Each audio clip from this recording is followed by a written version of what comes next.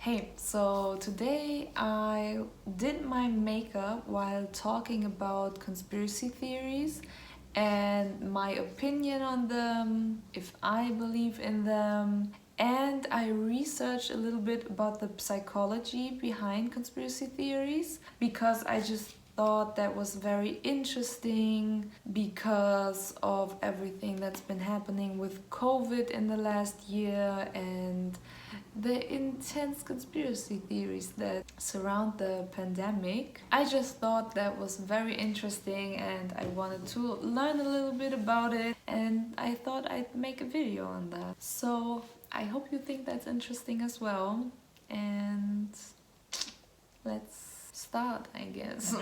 So maybe 4 or 5 years ago, I discovered Shane Dawson on YouTube. I know, probably very late. I guess everybody who watches YouTube videos knew him before that. I don't know. I maybe was the last person to discover him.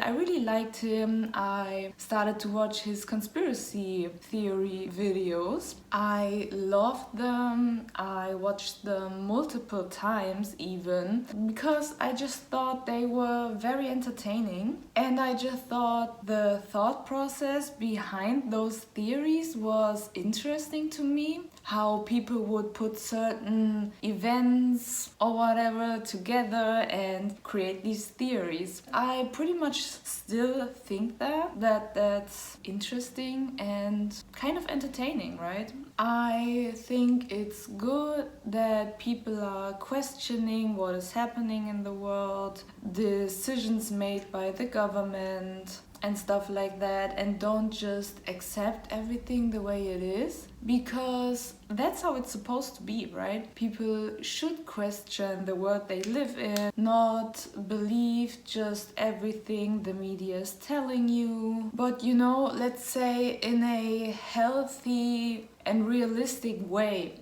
question all of these things. And that's not really what conspiracy theories do, in my opinion. I thought about the theories I heard in Shane's videos almost as if they were a different world you could just dive into for like 30 minutes or something. And I never researched them myself or looked into them.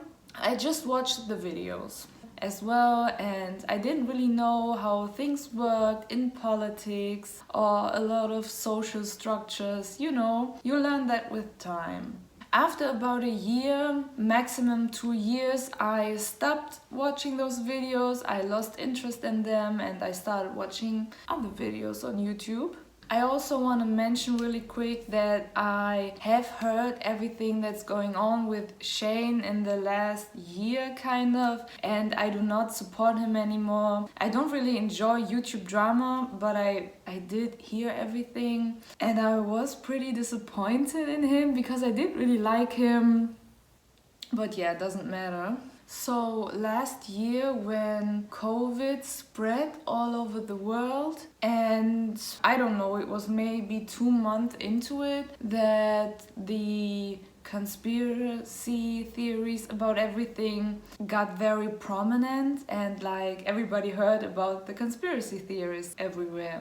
Conspiracies about the virus not being real and Bill Gates and everything. Everybody's heard them by now, I guess. It got pretty intense, and it still is, obviously. I guess we all know the theories, and people believe Bill Gates is the devil. With the vaccine, we're all gonna get chipped. The secret elite has control over the whole world and every country and every news station, of course. COVID isn't real. It was created in a lab and whatever.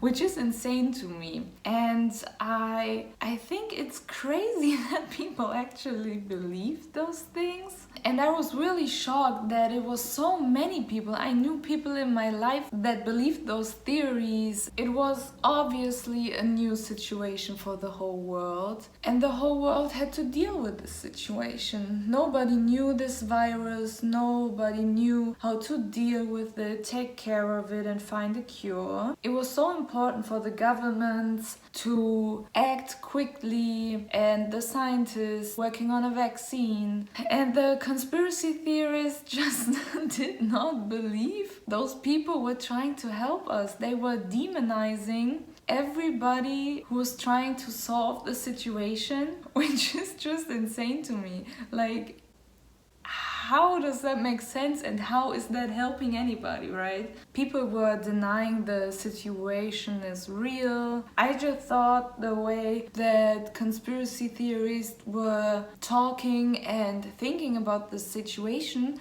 was obviously dangerous, because they didn't think it's real, they didn't want to wear a mask, they can't protect other people, they can infect other people and spread the virus. I even heard some of them say they didn't believe people were dying at all. Like, how?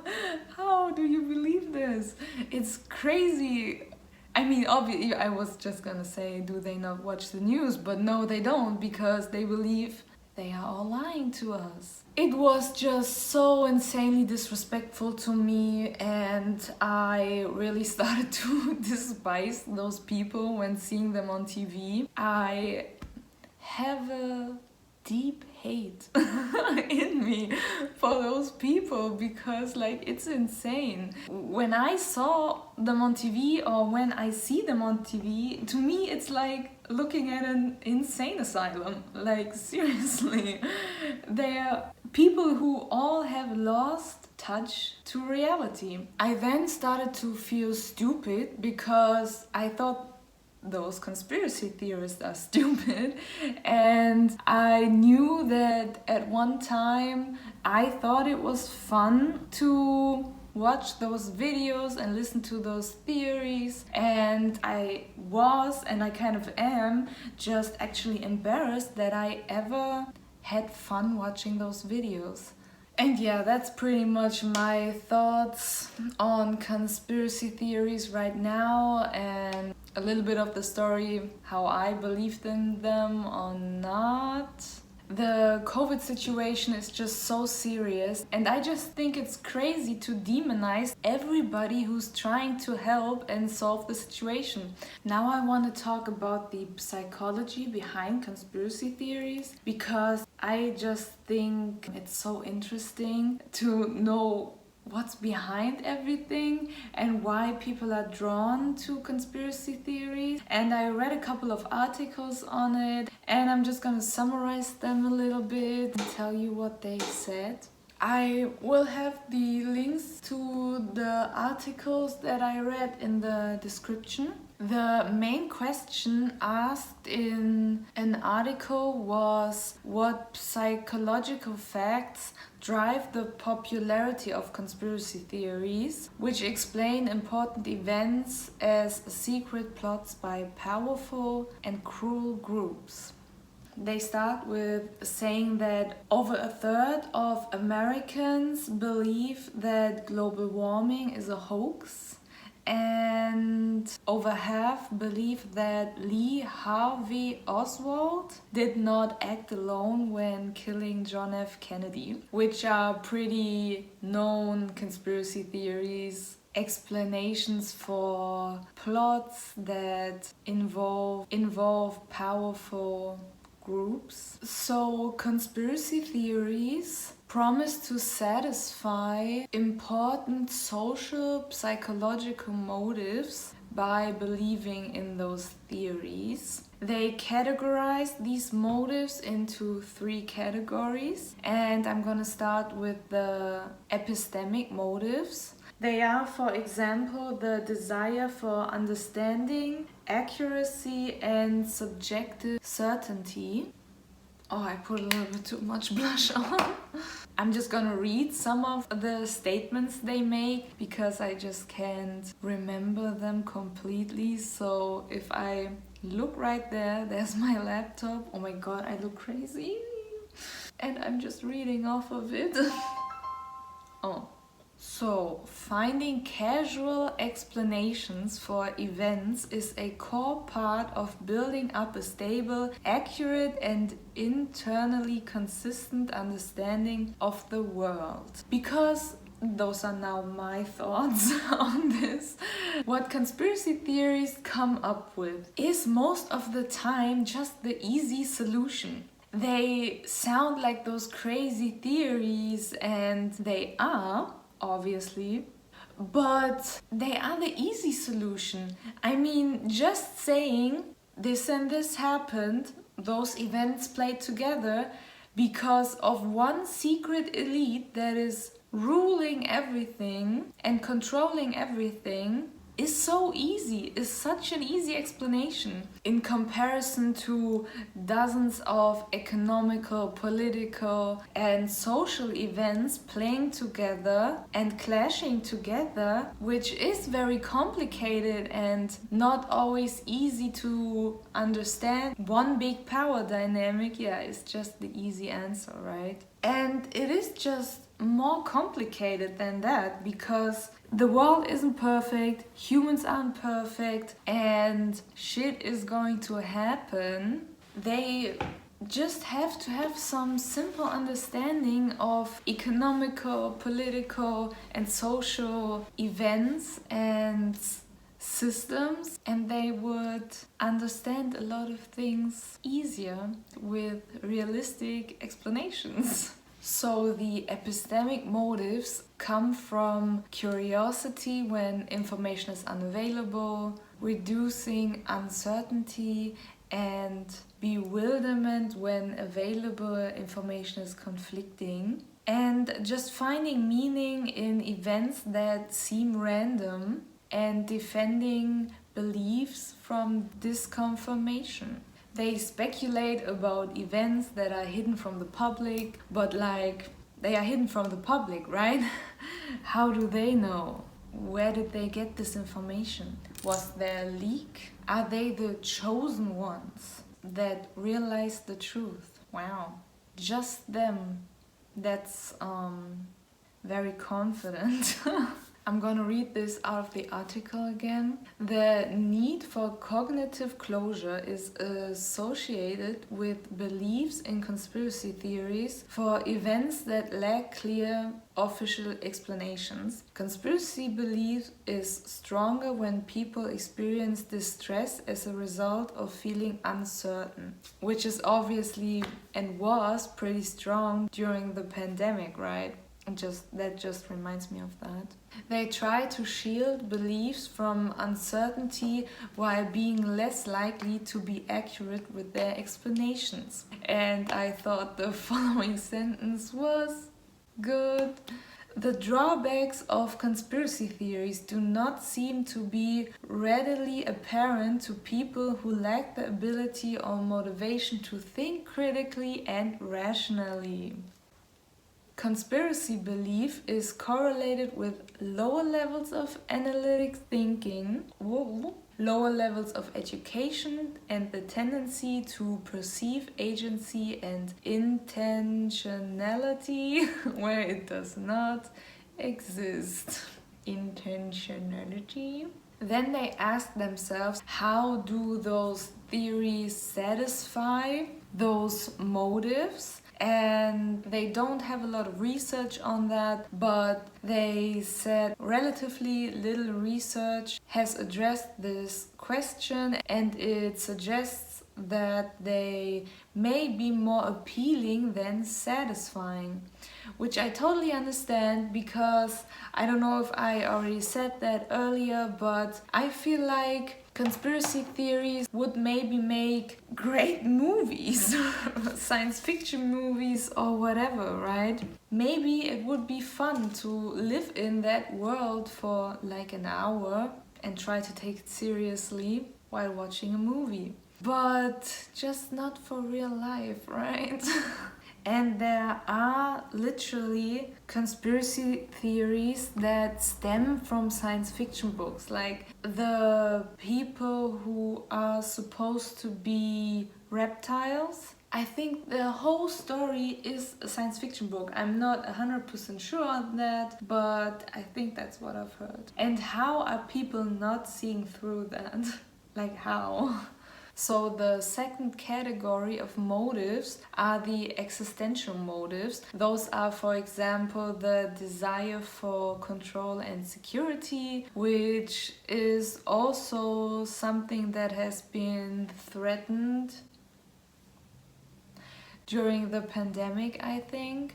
It seemed like more and more people started to believe those theories because it was just such an uncertain time and people didn't know what's happening. And they took extreme measures, like I guess demonstrating and everything, and were a lot louder than they are usually. At least that's what I feel like. Casual explanations serve the need for people to feel safe and secure in their environment and to exert control over the environment as individuals and as members of collectives. People turn to conspiracies when these needs are threatened, which is what we have been seeing with COVID very clearly over the last year. Theories may promise to make people feel safer as a form of cheater detection in which dangerous and untrustworthy people are identified and the threat that they pose is reduced or neutralized. Studies have shown that people are more likely to turn to conspiracy theories when they feel threatened, when they feel anxious and powerless. Other research indicates that conspiracy belief is strongly related to a lack of socio-political control or lack of psychological empowerment. Experiments have shown that conspiracy belief is heightened when people feel unable to control outcome and is reduced when their sense of control comes back. But the research that has been done on this does not confirm that conspiracy theories satisfy any of those motivations. It just doesn't do anything. It makes them go even more crazy, probably. And it leads them to participate less in like political events, voting or just joining the community and organizations in your city. Because of course, they don't trust anybody. And lastly are the social motives, which are, for example, the desire to maintain a positive image of their self or group, the desire to belong somewhere and have a positive image of this place where you belong or yourself is a big part of this motive. Conspiracy theories value the self and the group by allowing blame for negative outcomes to be attributed to others. They may help to uphold the image of the self and the group as competent and moral, but as sabotaged by powerful others. Alright, that sounds like the easy way out, right? Members of groups who have objectively low status because, for example, their income or education, people on the losing side of political processes, aka Trump supporters at the end of last year, and biases against powerful groups and those perceived as enemies support people to endorse conspiracy theories. It is partially a defensive motivation. The belief is associated with narcissism, an inflated view of oneself that requires external validation.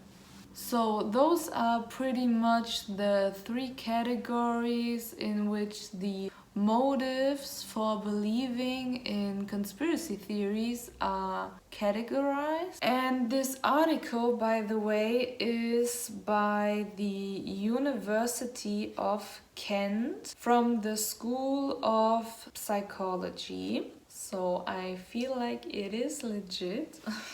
But in the article, they also say that history has shown that corporate or political organizations do work against public interest sometimes, and that conspiracy theorists may play an important role in bringing their misdeeds into the light. And I partially agree with this statement, but I do think it depends on the theory, because just saying there's a secret elite that just wants to control everybody, that is just not helping anybody, right? You have to have a understanding of political, economical, and social structures and listen to what you hear in the media, and then just think about it in a critical way. And if you do understand how they work and you have a critical eye on them and don't just accept everything they do or say, I mean, that's great, obviously, but yeah, it just depends, right? Now I'm just gonna read a couple of statements from another article that I just thought were interesting as well. For example, they are saying that people like having information that no one else has, right? It makes them feel unique, and that's also something that's just very appealing with conspiracy theories. And studies have shown that people who believe in conspiracy theories like to feel like they know unique or secret information. It just makes them feel special. That just makes so much sense, right? The first article said this, kind of touched on it, but they say that the education level also can play a role in whether people believe in those theories or not, and maybe are more likely to believe in the theories. A study found that lower levels of education correlate to a greater likelihood of believing in conspiracy theories, which doesn't mean smarter people won't.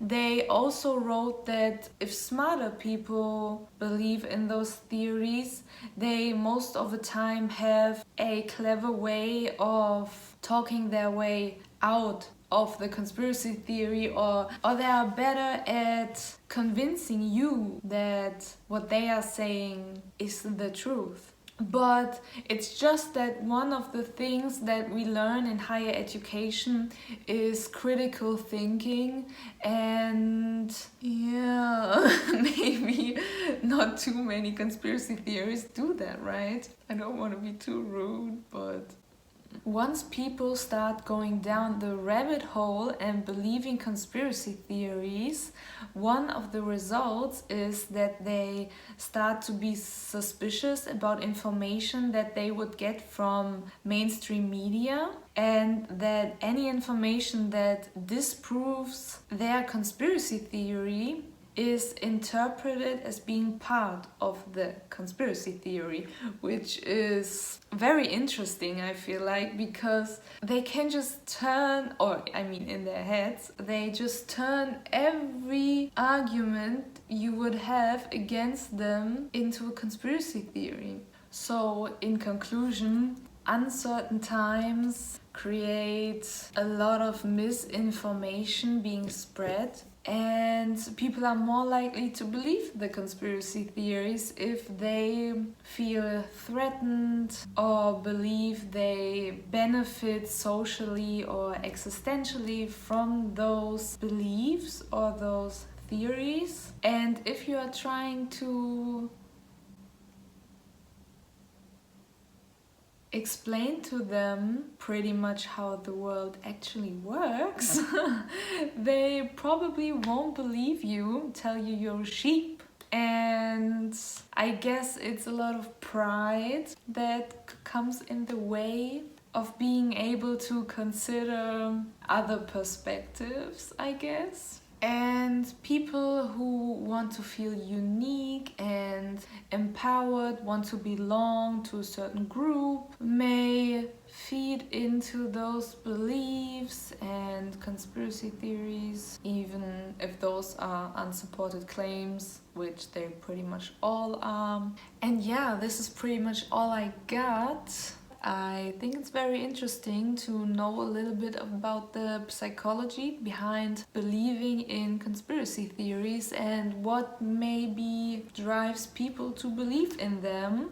So yeah, I just wanted to do a little research on that and make a video about it because maybe some people care as well and think that's interesting. Most of the time they aren't hurting anybody, but right now in COVID, people could die because you don't believe wearing a mask is necessary, or you think the virus isn't even real. Whatever it is, right? But yeah, that's it. Thank you so much for watching. Bye.